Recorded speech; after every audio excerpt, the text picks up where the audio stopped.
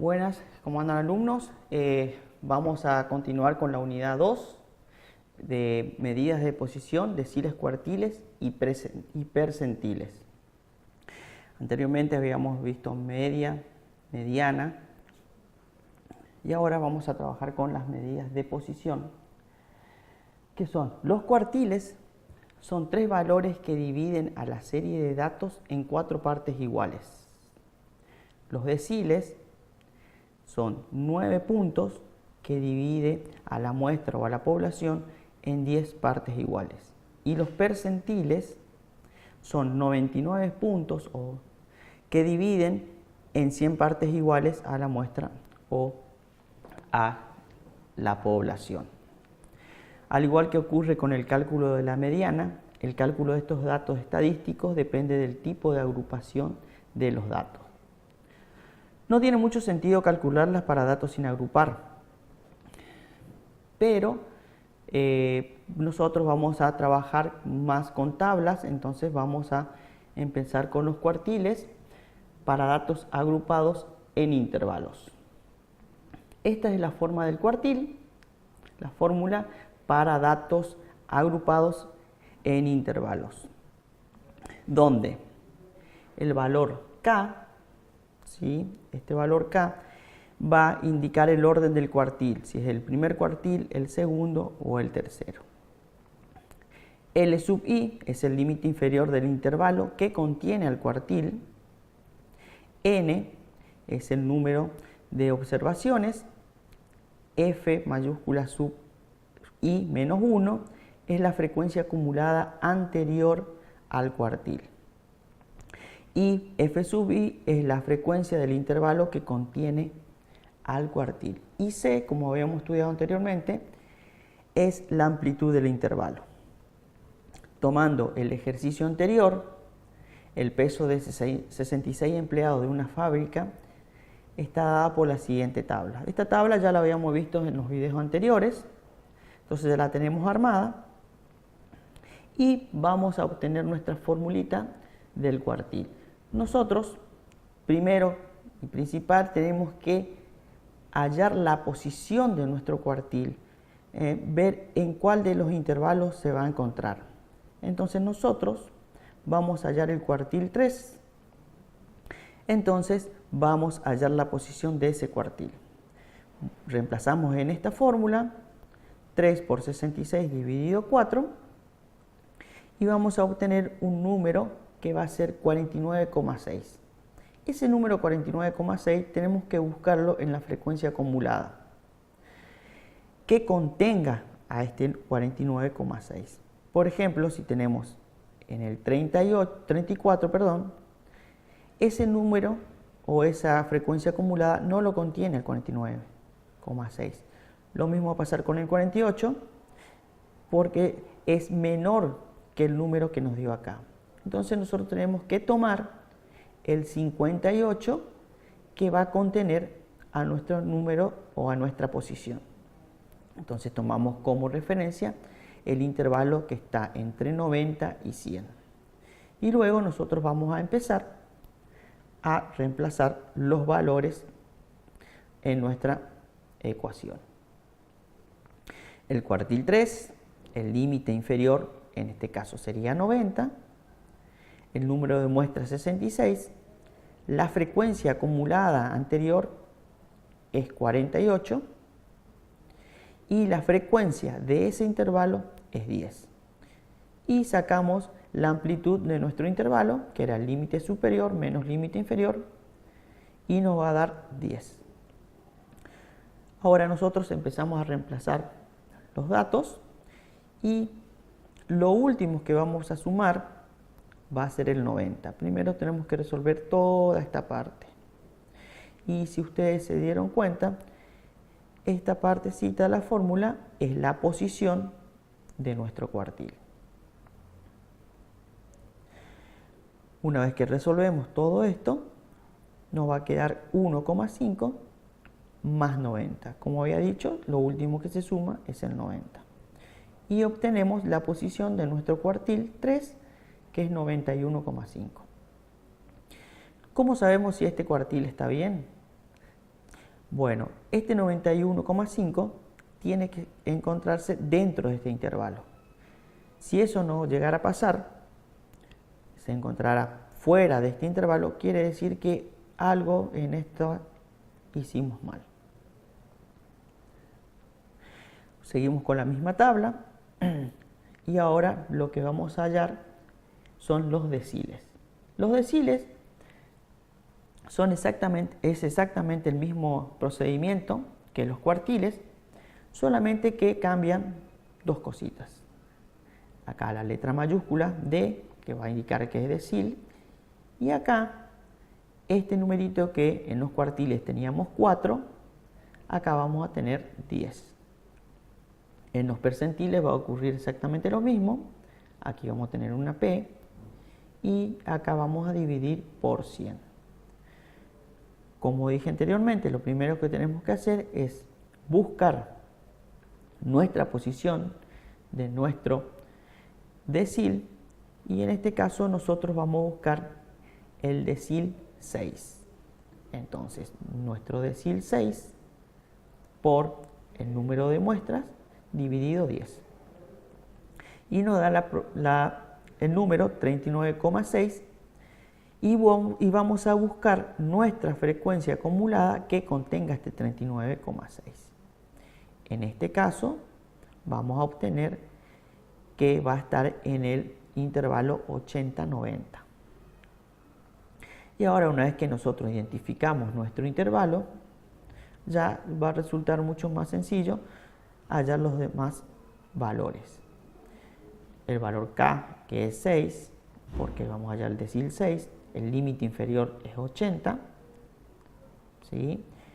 El número de muestra es 66, la frecuencia acumulada anterior es 34, la frecuencia de ese intervalo es 14 y, como sabíamos ya, la amplitud del intervalo es 10. Empezamos a reemplazar y nos queda de esta manera, y como vemos, la posición es exactamente la misma que esto que está acá.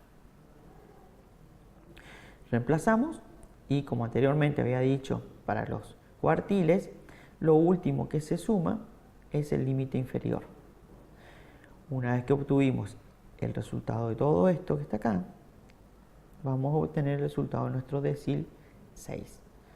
Como vemos, nuestro decil 6 se va a encontrar dentro de nuestro intervalo que está entre 80 y 90. De la misma manera como hablamos anteriormente, si nuestro decil se encuentra fuera de nuestro intervalo, quiere decir que algo hicimos mal. Bien, ahora vamos a seguir con la unidad 3, las medidas de dispersión. Nosotros aquí estudiaremos el rango, que ya hemos visto anteriormente, la varianza, desviación estándar y coeficiente de variabilidad. Bueno, vamos a empezar con agrupación por intervalos. Siguiendo el ejercicio anterior, el peso de 66 empleados de una fábrica está dada por la siguiente tabla. Sí, es la tablita que teníamos anteriormente. Primero que vamos a hacer es hallar nuestra media. Si ustedes se acuerdan, ya habíamos hablado en las clases anteriores de cómo se hallaba la media. Era la sumatoria de las marcas de clase por la frecuencia de cada uno de los intervalos. Todo eso dividido por el número de casos o de muestras. Entonces nosotros, ¿qué es lo que hicimos? Bueno, hicimos la sumatoria de los x sub i por f sub i y dividimos por 66. Ahora vamos a hablar de la varianza. La varianza está representada por esta fórmula. S al cuadrado es igual a la sumatoria que va desde i igual a 1 hasta n de la diferencia entre la marca de clase menos la media. Todo eso elevado al cuadrado por la frecuencia de cada uno de los intervalos. Para eso nosotros vamos a tener que agregar otro cuadrito más a la tabla, que en este caso, ¿qué es lo que hacemos? La diferencia de la marca de clase menos la media. Todo eso elevado al cuadrado. Este número que está acá sería el resultado de esa diferencia. Bueno, seguimos con este resultado, que también sería la diferencia entre la marca de clase de ese intervalo menos la media, todo elevado al cuadrado. Una vez que obtenemos esta tablita, lo único que vamos a hacer es agregar otra tablita más, en donde nosotros multiplicaremos la frecuencia de cada intervalo. Una vez que obtuvimos todo eso, hacemos la sumatoria de todos estos números y obtenemos la sumatoria de las marcas de clase menos la media, todo eso elevado al cuadrado por la frecuencia de cada uno de los intervalos. O sea que este número 17.043,94 sería la sumatoria y que colocaríamos aquí arriba.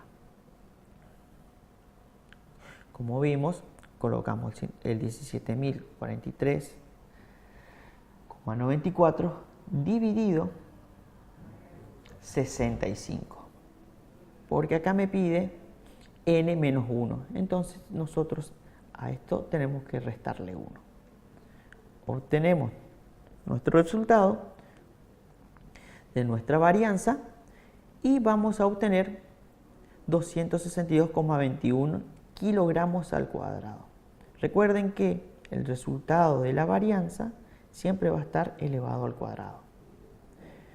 Una vez que nosotros obtenemos la varianza, vamos a poder hallar la desviación estándar. La desviación estándar es la raíz cuadrada de la varianza. O sea que nosotros, para poder hallar la desviación estándar, tenemos que hacer la raíz cuadrada de este resultado. Como vemos aquí, S me va a quedar solita y nosotros vamos a poder hallar la raíz de 262,21 kilogramos al cuadrado. Este resultado nos dará 16,19 kilogramos. Ya hallamos nuestra varianza, que es este resultado, y la desviación estándar, que es este resultado. Lo que nos va a quedar por hallar ahora sería el coeficiente de variabilidad.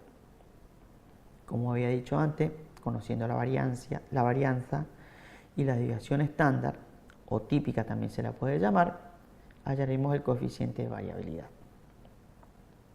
Vamos a recordar los datos que obtuvimos. La medida aritmética era 80,3 kilogramos. La varianza estaba representada por esta fórmula, que nos daba 262,21 kilogramos al cuadrado. La desviación estándar, que era la raíz cuadrada de la varianza, que nos dio 16,19 kilogramos. Ahora, el coeficiente de variabilidad está representada por esta fórmula. Es la desviación estándar sobre la media aritmética, multiplicado por 100. ¿Por qué multiplicado por 100? Porque vamos a obtener el coeficiente de variabilidad en porcentajes. ¿Por qué en porcentajes? Porque es más sencillo poder hallar o ver las dispersiones que hay entre los elementos. Entonces, pasamos a reemplazar. El coeficiente de variabilidad sería 16,19 kilogramos sobre 80,3 kilogramos por 100. Se simplifican los kilogramos y nos va a quedar el resultado 20,16%. Esto indica que no hay mucha dispersión entre los datos de nuestra muestra, o bueno, en realidad muestra porque estamos trabajando con muestras. Bueno, ahora hablaremos del rango, que esta medida ya habíamos hablado anteriormente. El rango es la medida de dispersión más sencilla, ya que solo se consideran dos valores extremos. ¿Sí? Sin embargo, su mayor utilización está en el campo de la estadística no paramétrica. Se define como el valor de x máximo menos x mínimos. ¿Sí? Son los valores máximos de una variable y el valor mínimo de una variable. Como vemos aquí, el 50 es el valor mínimo y el 120 es el valor máximo. Hacemos la diferencia de esos y vamos a obtener nuestro rango, que es 70 kilogramos. Bueno, ahora hablaremos del rango, varianza, desviación estándar, coeficiente de variabilidad para datos agrupados con agrupación simple. Esto es más de lo mismo, pero vamos a ir viendo. Dada la siguiente tabla de una agrupación simple, tenemos los x sub i y la frecuencia acumulada de cada uno. Primero hallamos el rango, ¿sí? Esta medida, y luego hallamos la media, que es lo que habíamos visto en los videos anteriores.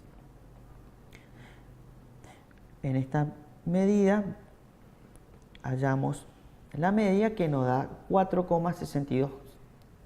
¿Sí? No le ponemos si es kilogramos porque es una tabla común. La varianza y la desviación estándar, coeficiente de variabilidad, vamos a tener que hacer de la misma manera. La varianza, vamos a utilizar la misma fórmula,